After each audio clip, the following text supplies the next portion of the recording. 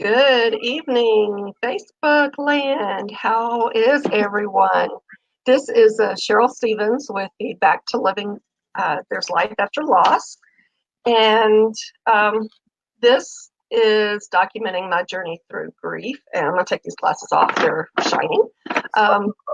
And I lost my husband a couple of years ago, and it helps me to talk about it and write about it. So I've started this podcast to help me and help anyone else out there that is struggling.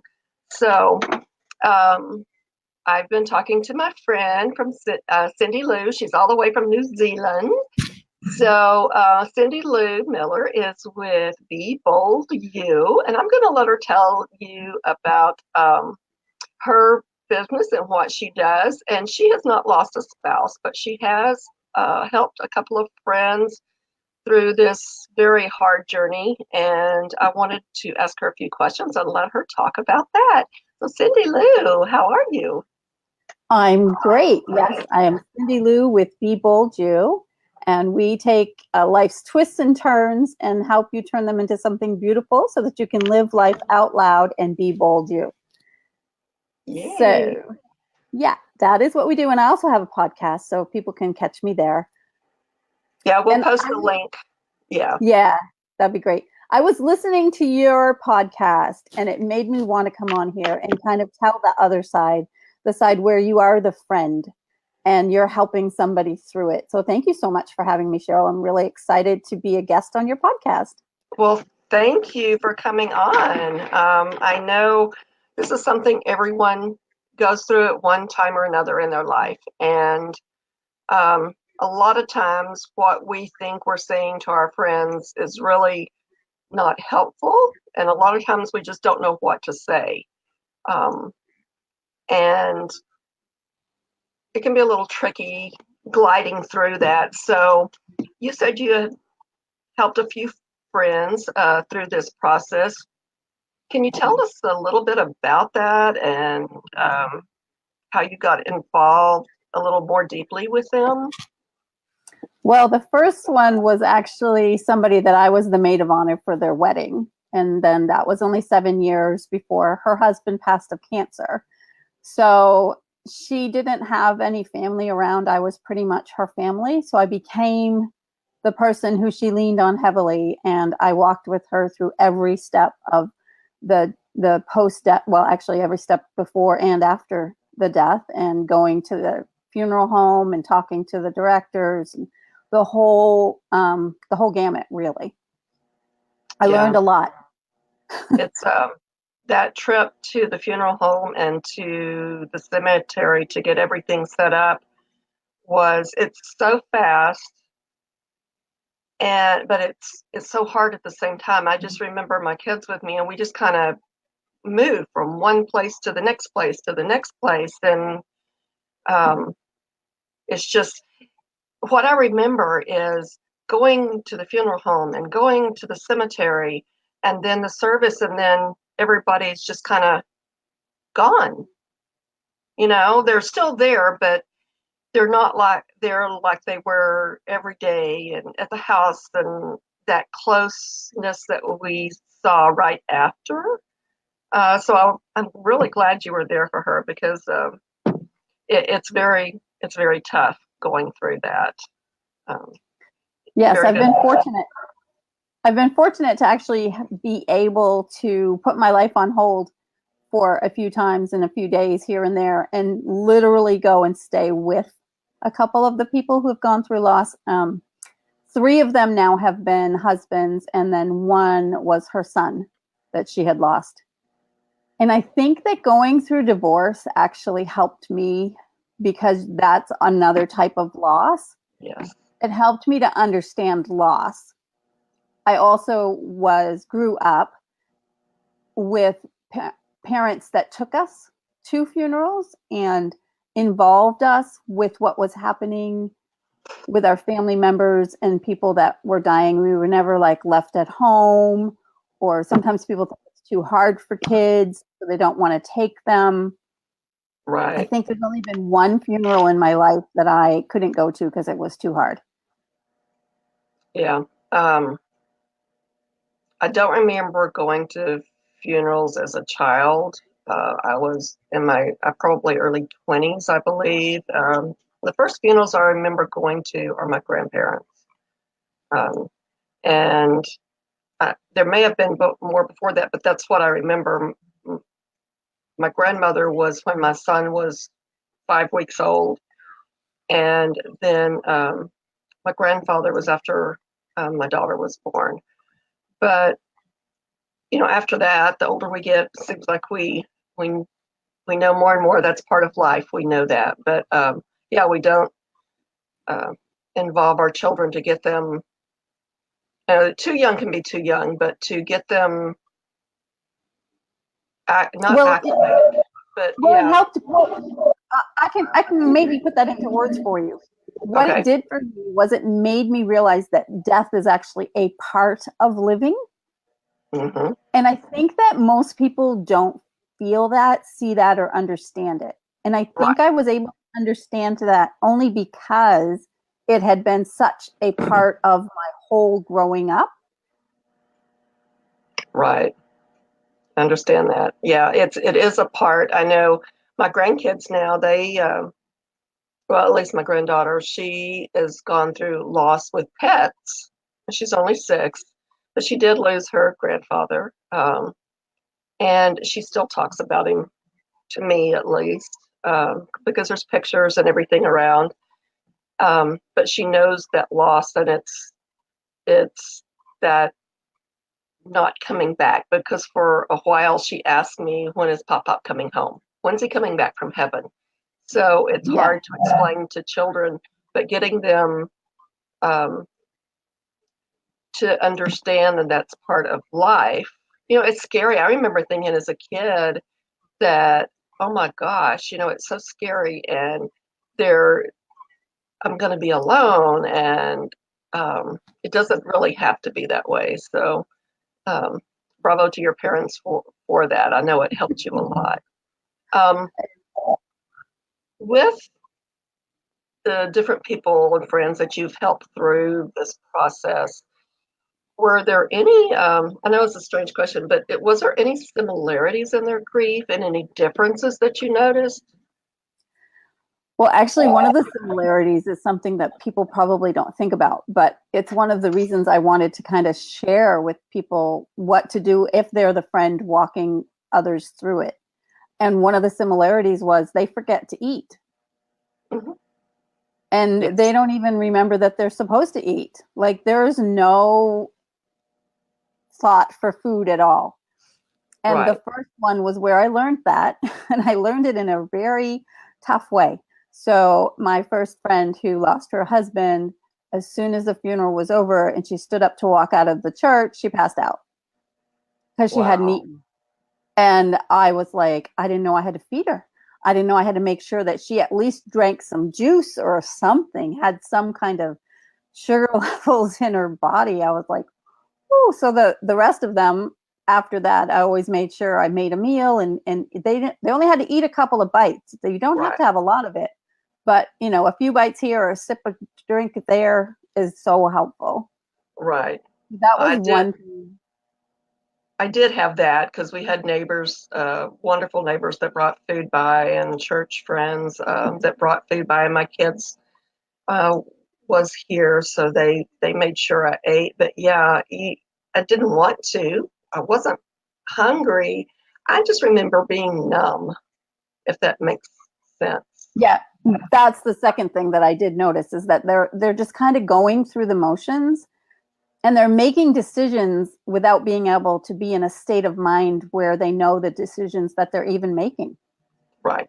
So there were times when the director would ask, do you want it this way or do you want it that way? Here's the options. And I would look to my friend and ask her. And sometimes she could answer it. And other times you just had this glazed look on her face. And you knew that you kind of needed to answer it and make a decision and pray that God was giving you the best information as to what, they wanted. Right. And realize that it's not the end of the world if it isn't exactly what they wanted. But yeah, Right. the hardest one, I think the hardest part of the whole thing was the one friend who wanted me to go with them to pick out the casket. I was like, ooh, okay. Yeah. I remember that. I went with my mom. All four of us did to pick up my dad's casket. So I knew what that was like. But to pick it out for your spouse, um, I'm so lucky my kids were there.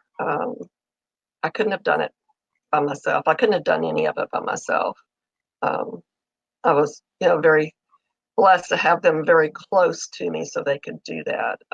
And I had wonderful friends. Like I said, my husband's best friend was in town from El Paso, and um, he was here that last day, and so that all helped. But yeah, you're kind of numb and you don't know what to do. You don't really want to sleep because you're going to dream, and you don't sleep well when you do sleep, and you don't want to eat, and you really don't want to get dressed, and you just don't want to do anything. And to have good friends to help you through that is a must. I talked this morning on my podcast about the guilt I felt. The last week with my husband, he was in hospice, and he had a very, very rough time, and he was sedated that last week. But right before they started sedating him, they think the cancer had moved to his brain. So it wasn't him. I knew that wasn't him talking and the way he was acting to me, but it terrified me. The way he was acting, it scared me. And I was the one that had to initially sedate him with some cream to get him calmed down so everyone, the nurses, could do what they needed to do because they weren't here yet. I had to call them. And I just remember the look on my husband's face that looked like I betrayed him so bad.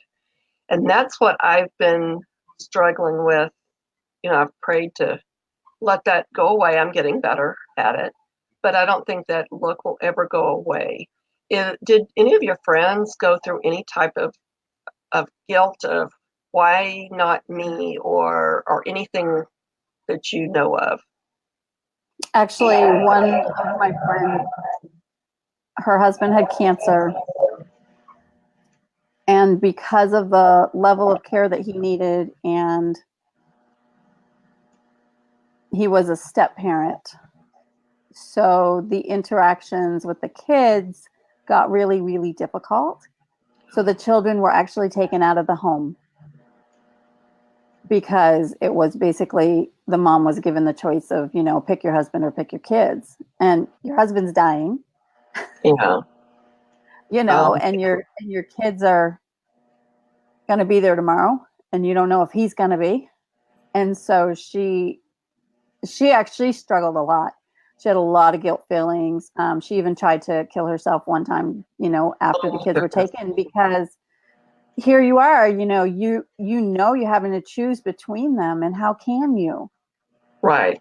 And then she even had guilt feelings later because after he died between Thanksgiving and Christmas. And her girls were back with her for Christmas, but it was such a hard Christmas because the only reason the girls were with her for Christmas was because her husband died. And to have that on top of everything else was just such trauma for her. Oh my gosh, I can't imagine that. And all I could do was just hug her and hold her and tell her I loved her, and that was it. You can't do anything in those situations other than to be there for them as much as possible. And I know our time may be getting short, but I just had a couple of more questions. I just lost my train of thought there. If you had to choose something to relate to someone that's going through this right now, what would you say to that person that's helping a friend go through this, or helping, a child helping a parent go through this? The biggest thing is to be there, to listen to what they're saying, and in general, as much as possible, allow them to walk through the grief in the way that they need to. I have a friend that's going through it now, and she was the first 3 months, people around her all the time, all the time, all the time. I invited her here, and I could tell she needed to be alone. So I took her to a place where she could be alone, and she's been here for almost a month now. And she's been alone for most of, a good 2 or 3 weeks of that. And it has been the most healing thing for her. And sometimes, we want to help, we want to do something. And sometimes the biggest help is actually to just let them know that you're here, that you listening, and that you believe in them, and you honor their way of dealing with the grief. Right. And it's what I've learned, everyone grieves so differently. This podcast is one reason I started, is because I tried the grief support groups, the counseling, all of that. And I've told this before, that every time, the very next day after whatever I went to, I didn't want to get out of bed again, because I was reliving it over and over and over. And it's like, okay, this cycle has to stop here, because I can't continue to go through this every week. It was making a disaster of me. So, but there were people in that group that's what they needed. And they flourished in that group. But after about 3 or 4 weeks, I couldn't do it anymore. So this helps me, as much as anything, just talking to people and letting people know that you're out there if you want to talk to them. But yes, just all you can do is hold them. I know people, I'm sure they said, I don't remember, because I was so numb that first year, but I know people would say, I don't know what to say, but the cards were very, very sweet. I love the cards. Just a little email, I'm thinking about you. Just little things like that, not trying to push me through it or tell me, well, you've been going through this for 6 months now. This is what you should be doing. You can't do that. People grieve in their own ways, in their own time. And yeah, it's tough. So just be there for them. That's about all you can do. But, well, Cindy Lou, I know it's evening here for me. It's morning for you. Yeah, it's about 20 minutes after 12. Lunch. Oh my goodness. Okay, lunch. Okay. So we're about 6 hours or so different, 6, 7. Yeah. Okay. And a day. Yeah. And a day. That's right. You're tomorrow for me. I have to remember that. I never can remember that. So as we close out, I thank everyone for listening. If there's any comments, I will get back to those in a little bit. We can't really see them on here. Cindy Lou and I will both post links. I know we're both on iTunes, or both on, I think, I know I'm on Stitcher, and yeah, I'm on Stitcher now, and Google Play, and there's several other ones. So, and Instagram, my Instagram and Facebook is Champagne Beauty by Cheryl. And one of these days I'll get into the story of how that all came about. But I will let everyone go. This is Cheryl Stevens with the Back to Living, There's Life After Loss podcast. And I am with Cindy Lou from Be Bold You, where we take life's twists and turns and help you make them into something beautiful. Cindy Lou, thank you so very much for coming on here. I hope this reaches the right people that need it, and they will know what to do, to hold a hand, give a hug, just sit there and be with your friend or whoever it is, and just know that, let them know they're loved. That's about all you can do. So yes, thank you so much, Cheryl. It's been a pleasure. Okay, thank you very much, Cindy Lou. I will see everyone later. Bye.